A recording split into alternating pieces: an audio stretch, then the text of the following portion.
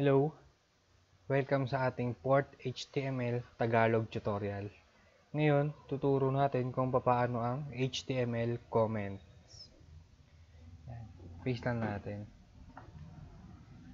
Itong nakikita nyong green na to, ito ang tinatawag natin na comment. Save natin. I-run natin para makita natin.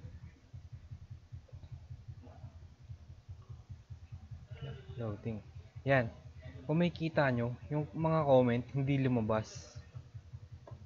Yung paragraph lang ang binasa ng ating HTML. Kasi itong mga comment na to, hindi to inire-read ng ating HTML.